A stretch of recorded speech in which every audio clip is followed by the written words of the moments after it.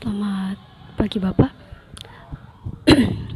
Pertama-tama perkenalkan, nama saya Roswita Septiani Kadur dengan NIM 1703082 dari kelas B semester 7 jurusan Sosiologi Fakultas Ilmu Sosial dan Ilmu Politik Universitas Nusa Cendana Kupang.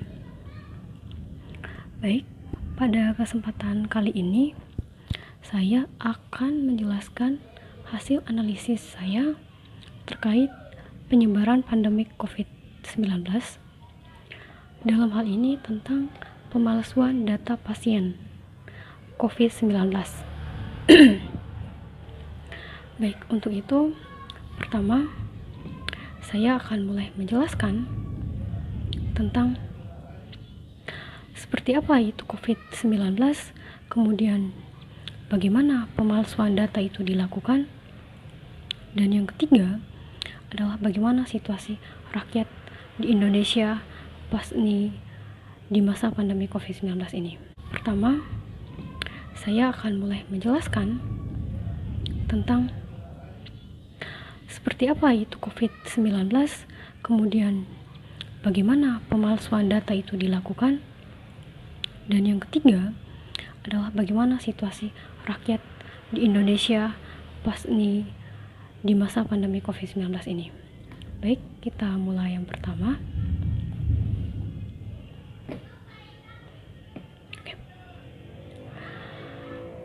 COVID-19 atau yang kita kenal dengan coronavirus merupakan keluarga besar virus yang menyebabkan infeksi saluran pernapasan atas, ringan hingga sedang. Seperti penyakit flu kebanyakan, banyak orang terinfeksi virus ini setidaknya satu kali dalam seumur hidupnya. Namun beberapa jenis virus corona juga bisa menimbulkan penyakit yang lebih serius, seperti MERS, kemudian SARS, dan yang ketiga ada pneumonia.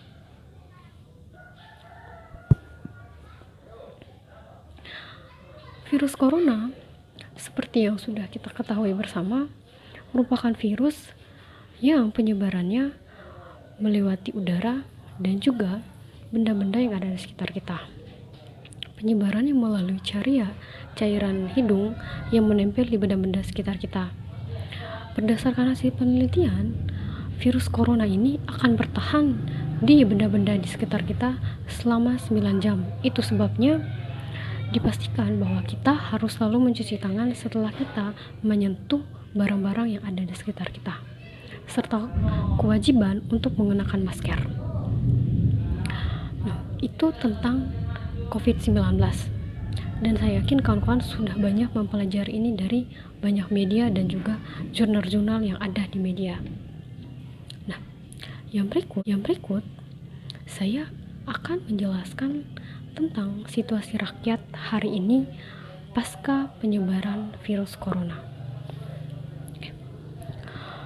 COVID-19 pertama kali muncul di Wuhan, Cina, dan sekarang telah menyebar hampir ke 155 negara di dunia. Virus ini sejak ditemukan, WHO, yakni Badan Kesehatan Dunia, telah menginstruksikan agar seluruh negara melakukan lockdown atau penutupan akses negaranya. Tujuannya adalah untuk mencegah penyebaran virus yang terus meningkat. Di Indonesia, saat WHO menginstruksikan untuk melakukan lockdown, Indonesia tidak melakukannya. Alasannya adalah jika sampai melakukan lockdown, maka perekonomian Indonesia akan jatuh ke jurang resesi. Namun, beberapa pengamat dan juga praktisi kesehatan juga sudah memperingatkan pemerintahan Indonesia agar melakukan lockdown. Alasannya, mereka telah memprediksi dan mengamati bahwa klaster penyebaran kasus positif corona di Indonesia akan meningkat. Alasannya adalah mobilisasi masyarakat Indonesia, baik ke luar negeri maupun ke dalam negeri, sangat meningkat. Ditambah dengan promosi pariwisata yang sedang gencar-gencarnya dilakukan oleh Indonesia, sehingga mendatangkan banyak turis masuk ke Indonesia. Yang berikut, Kepanikan kemudian dirasakan oleh pemerintah Indonesia setelah salah satu menteri mereka, yakni Menteri Perhubungan Budi Karya Sumadi, dinyatakan positif virus corona di tanggal 13 Maret 2020. Sejak saat itu, laporan tentang peningkatan klaster virus corona di berbagai daerah terus meningkat. Di Indonesia saat ini, penyebaran virus corona yang terakhir data di tanggal 29 November menyebutkan bahwa ada 228.000 kasus penyebaran virus corona di Indonesia, dengan 442 orang yang dinyatakan sembuh dan 16,646 orang dinyatakan meninggal dunia akibat virus ini.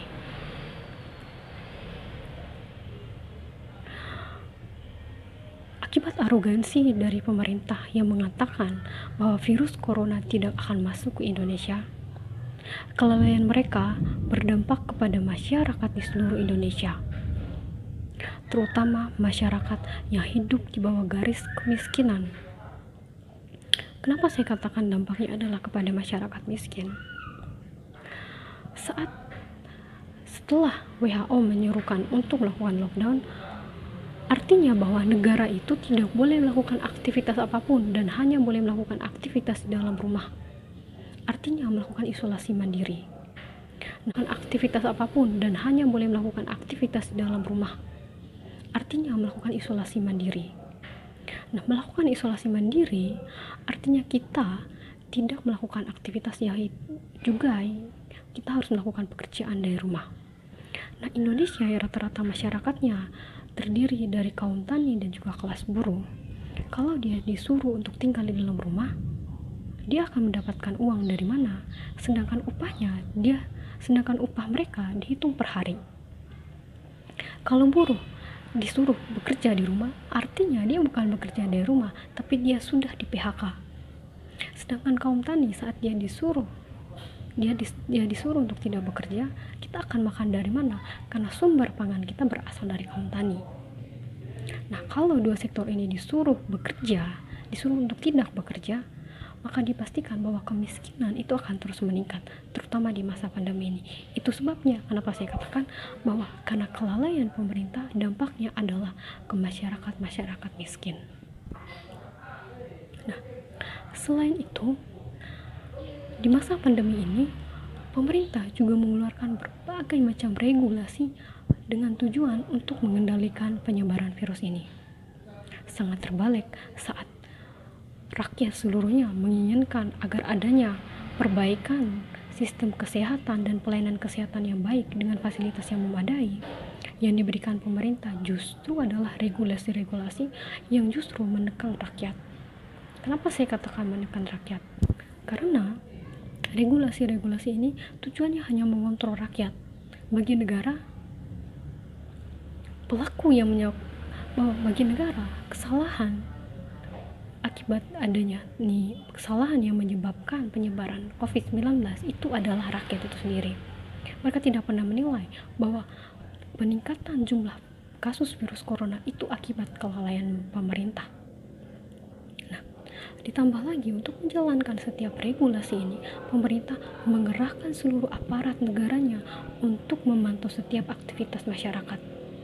Apalagi setelah diterapkannya PSBB dan social distancing, masyarakat tidak diizinkan untuk melakukan aktivitas di luar rumah dan hanya melakukan pekerjaan dari rumah atau dikatakan dengan work from home. Dimana kita katakan, tadi yang saya katakan, kemiskinan semakin meningkat. Bekerja dari rumah artinya kebutuhan hidup akan terus meningkat. Kenapa? Mulai dari kebutuhan listrik, kan? Terus bekerja dari rumah, maka biaya listrik, tagihan listrik akan terus meningkat. Terus bekerja dari rumah artinya biaya untuk paketan internet pun akan terus meningkat.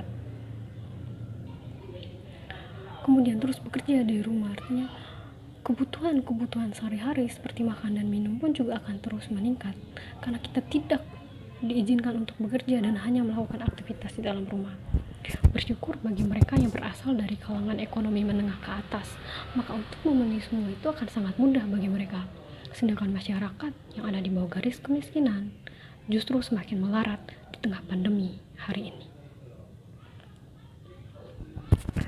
Itu tentang situasi masyarakat. Yang berikut saya akan menjelaskan tentang bagaimana analisis ROCCP ini.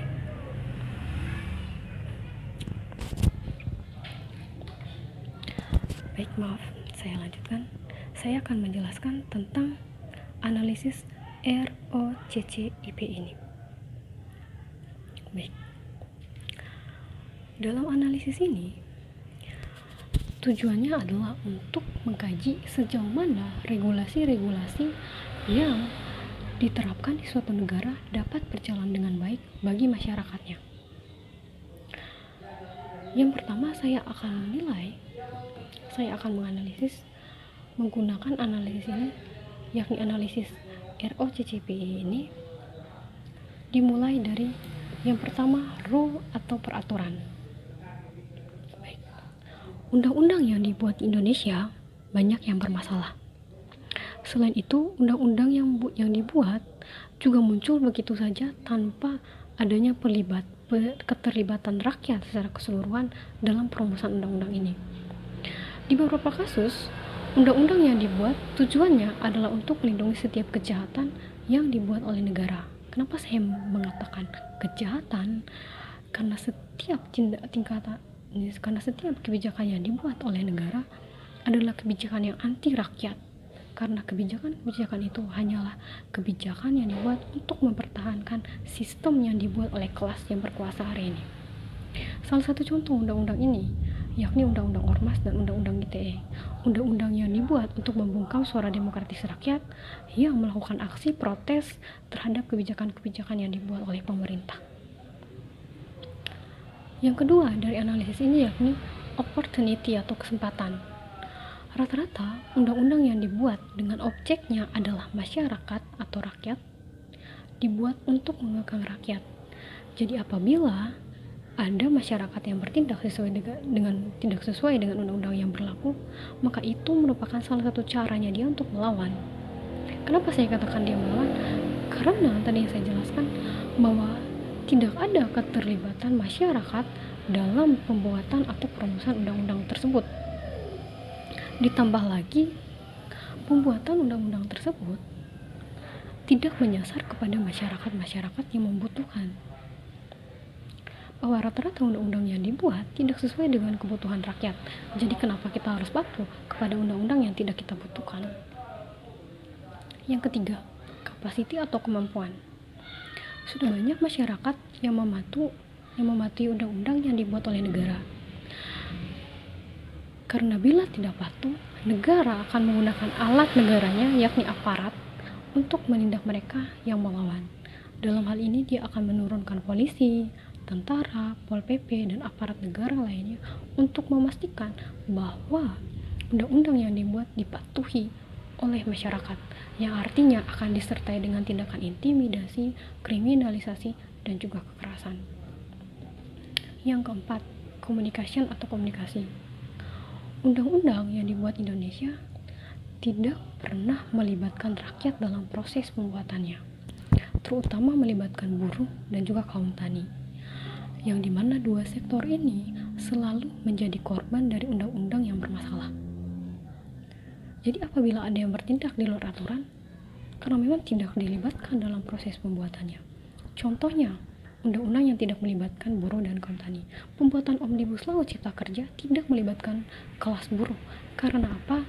Rata-rata yang diatur dalam Omnibus Law Cipta Kerja mengatur tentang klaster ketenaga kerjaan, juga mengatur tentang upah buruh, jam kerja buruh, yang dimana itu semua harusnya ada keterlibatan buruh secara keseluruhan, karena dialah yang berkepentingan atas undang-undang tersebut. Yang berikut, bicara tentang undang-undang pertanahan yang mengatur tentang tanah kaum tani. Kaum tani sendiri tidak dilibatkan. Karena apa? Tujuan dibuatnya undang-undang itu adalah untuk tetap melegitimasi perampasan tanah dan juga monopoli agraria. Yang kelima, yakni interest atau kepentingan. undang-undang memuat kepentingan massa rakyat. Apabila tidak sesuai dengan kepentingan rakyat, maka undang-undang itu harus dicabut. Ada banyak undang-undang yang sudah diminta untuk dihentikan proses pembuatannya, dan ada juga undang-undang yang diminta untuk segera dicabut. Omnibus Law sampai saat ini terus dikampanyekan untuk segera dicabut. Begitu pula undang-undang pertahanan sampai saat ini masih dikampanyekan untuk segera dicabut, karena undang-undang tersebut tidak memuat kepentingan rakyat, terutama kepentingan kelas buruh, kepentingan kaum tani, pemuda, perempuan, dan seluruh rakyat tertindas lainnya. Yang keenam, proses. Patuh tidaknya seseorang terhadap undang-undang harus dilihat apakah undang-undang tersebut memuat kebutuhannya atau tidak. Nah, bila undang-undang hanya untuk mengekang, untuk apa dipatuhi? Karena setiap warga negara punya hak untuk menyuarakan hak demokratisnya. Yang ketujuh, ideologi. Undang-undang yang dibuat harus berdasarkan kebiasaan banyak orang, budaya, adat istiadat, apalagi masyarakat Indonesia yang terdiri dari beragam daerah dan budaya. Maka undang-undang yang dibuat harus berkarakter budaya masing-masing tiap daerah. Itu analisisnya. Yang berikut, saya ingin membuat analisis ini dikaitkan dengan pemalsuan data pasien virus corona. Bicara tentang pemalsuan data pasien virus corona, pertanyaannya adalah kenapa sampai ada kasus pemalsuan data pasien virus corona? Tadi seperti saya katakan, kenapa sampai ada kasus pemalsuan data pasien virus corona? Saat pandemi virus corona masuk ke Indonesia, maka yang menjadi persoalan oleh pemerintah Indonesia yakni soal anggaran. Itu sebabnya salah satu yang menjadi analisis saya yaitu tentang regulasi. Salah satu regulasi yang baru dibentuk adalah Undang-Undang Nomor 1 Tahun 2020 tentang kebijakan stabilitas keuangan dalam mengatur tentang pandemi COVID-19. Dalam undang-undang ini mengatur bagaimana anggaran itu akan dipergunakan khususnya untuk menangani penyebaran virus corona. Nah, dalam undang-undang ini, menurut sebuah lembaga anti korupsi mengatakan bahwa undang-undang ini sangat bermasalah karena akan membuat pejabat yang terlibat dalam korupsi anggaran khusus untuk virus corona itu akan kebal hukum. Yang berikut, setelah ini pandemi virus corona menyebar ke Indonesia, maka anggaran yang dikeluarkan oleh pemerintah itu mencapai, tadi sudah dijelaskan, itu mencapai 217 triliun rupiah dan bahkan sudah menaik menjadi 67% anggaran. Itu anggarannya sudah sangat membengkak. Dari mana asal anggaran tersebut? Anggaran tersebut didapat dari pinjaman utang luar negeri yang dialirkan oleh IMF dan juga World Bank. Nah, melalui anggaran tersebut, setiap rumah sakit yang menangani pasien virus corona, mulai dari perawatan sampai kemudian kesembuhannya, kemudian penguburan bagi yang meninggal, maka di rumah sakit tersebut akan mendapatkan intensif sebesar 70 hingga 90 juta rupiah. Bayangkan jika ke rumah sakit itu akan menampung 11 hingga puluhan pasien virus corona, ada berapa intensif yang akan dia dapatkan. Itu sebabnya kemudian banyak rumah sakit yang melakukan praktek pemalsuan data pasien virus corona, tujuannya untuk mendapatkan intensif ini. Selain itu, kenapa saya katakan ada pemalsuan data terhadap pasien virus corona? Kenapa saya katakan bahwa adanya pemalsuan data virus corona terhadap pasien virus corona? Karena yang pertama, di Indonesia selama tahun 2019 angka kematian ibu melahirkan itu meningkat, di mana angka tersebut yakni 305 per 1000 kelahiran. Jadi di antara 350 per 1000 kelahiran itu adalah angka kematian ibu yang melahirkan. Yang kedua, penyakit kanker berdasarkan data dari Global Can di tahun 2018 ada 348.809 orang penderita kanker baru di Indonesia dan korban yang meninggal sebanyak 207.000 orang. Nah, Begitu pula soal tentang penyakit tuberkulosis atau TBC. Indonesia menduduki peringkat ketiga dengan kasus tertinggi di dunia untuk kasus TBC. Di tahun 2019, yang meninggal akibat tuberkulosis atau TBC ini ada 13 orang dan ada 850.000 orang yang terinfeksi TBC. Dan kematiannya itu adalah 13 orang setiap jamnya. Bayangkan, dalam setiap jam ada 13 orang yang mati hanya karena TBC. Lalu mana yang lebih parah? Apakah ketiga faktor kematian ini atau virus corona? Jadi saat orang mengatakan bahwa dia meninggal karena virus corona, itu patut dipertanyakan. Karena yang harus kita ketahui yang pertama adalah apa penyebab kematian orang itu. Kita harus melihat riwayat kesehatannya. Bisa saja dia mati karena serangan jantung, mati karena kanker, mati karena gagal ginjal, mati karena gula darah, kemudian meninggal karena melahirkan, maka tidak bisa dikatakan bahwa dia meninggal karena corona. Karena ada salah satu kasus di mana salah seorang pasien meninggal karena serangan jantung, tapi rumah sakit mengatakan dia meninggal karena virus corona. Lalu setelah keluarga tersebut melayangkan tuntutan, baru kemudian rumah sakit mengaku bahwa pasien tersebut meninggal karena serangan jantung. Nah, itu adalah bukti nyata bagaimana pemalsuan data pasien virus corona kerap terjadi, dan bukan saja pemalsuan data pasien virus corona. Sistem kesehatan Indonesia yang sangat buruk justru melegitimasi pemalsuan data ini. Kenapa? Banyak kasus-kasus malpraktek yang dilakukan oleh rumah sakit Indonesia. Maka untuk menutupi malpraktek ini, maka manipulasi data pasien pun sering dilakukan. Nah, itulah sebabnya kenapa bicara tentang regulasi di Indonesia sampai saat ini belum ada regulasi yang tepat berbicara tentang penanganan sistem kesehatan di Indonesia. Karena sampai saat ini sistem kesehatan di Indonesia masih sangat buruk. Sudah sistem kesehatannya sangat buruk, akses untuk mendapatkan layanan kesehatan pun juga sangat mahal.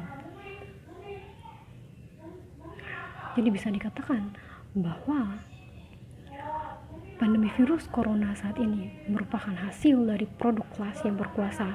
Tujuannya hanya untuk terus menghisap dan menindas rakyat di seluruh dunia, rakyat yang terus tertindas, yang tersisap.